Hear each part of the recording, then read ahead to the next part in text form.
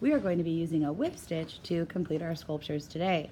Just to reiterate, you want to get a longer piece of embroidery thread than you used for the facial features, and you want to make sure that you tie the knot at the end, not on the eye of the needle. That's going to cause you some issues. Biggest difference from a whip stitch to a regular stitch is that we want the stitch to carry outside of the sculpture. So to start, you want to start your thread with the knot on the inside. It's going to be important that we have a consistent stitch width and stitch space in between. So the whip stitch goes around the outside, so I'm going to pierce through these two layers and then pull my thread through. Want to make sure I have the same distance between the stitches. If you leave too much space in between them, the stuffing will come out the back sides of them, so we want to avoid that. I'm using thread that matches the color of my sculpture. You could also use contrasting thread that does not match. So I'm gonna keep stitching. If I've cut in for his arm, I want the stitch to move in as well. So I'm keeping it the same distance from the outside and the same width between the stitches. And I can still fix stitches if I need to kind of pull that fabric back a little bit. Okay, so I'm gonna keep going here.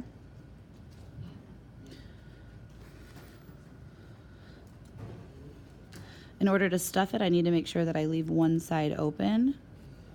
That should be the side that it will be easiest to stuff from. Okay, you can also do the over-under stitch that we learned from doing the features. It's kind of a personal choice. This whip stitch I think looks a little bit neater.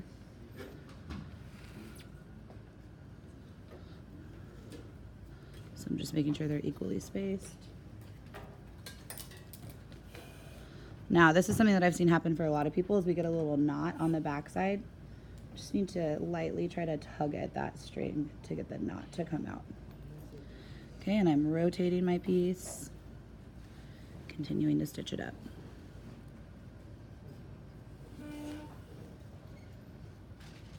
Okay, if I run out of thread, no big deal. I'll just tie a knot and get a new piece of embroidery thread.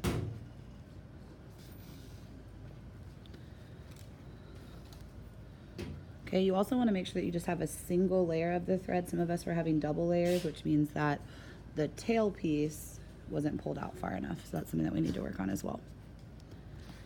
Okay, so again, if the sculpture cuts in, my stitches cut in. Really wish I had the Martha Stewart feature. I could just speed up. Okay, if your felt gets off a little bit, no big deal. Just pull those back where they need to go.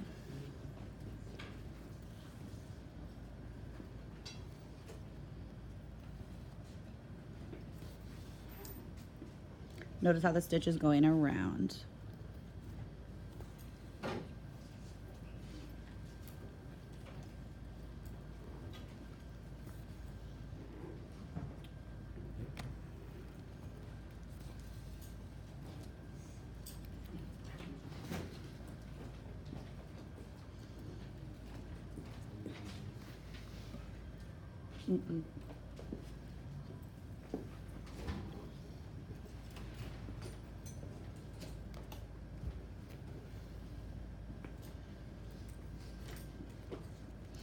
Okay, so this is going to take just a minute. So you can see how my stitches are even, all going around the outside. Okay, if I get it tangled, no big deal. Just try to gently pull that out.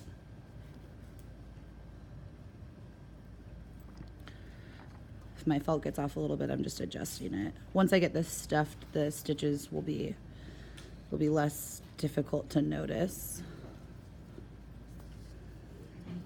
Okay, so you're gonna picture that I have this whole thing sewed up now, and I'm gonna leave an opening like right there. So then I need to grab my batting, which is the fiber fill. Looks like fluffy clouds. You have to work the fiber fill, so you're gonna stretch it apart like this. It's gonna make it fluffier, it'll make it last longer. Okay, and I would go in through my opening and stuff it over. Now I could use a pencil if I couldn't reach this to get it into his little arm, up through his head, into his little leg. You want it to be stuffed enough that we can see that it's plush, but not too stuffed that we can see in between the stitches to see the batting. If we can see the batting there, that's gonna be a craftsmanship error, okay? So again, picture this is all the way sewed around, and then you would want to take the thread. So picture that this is the last part of my stitch. Got a little tangled. Gently pulling that to get it untangled. Okay, so if this was my last stitch right here, I would want to finish sewing them up. I would put my needle through here and I would tie it off into a knot and then cut the extra threads.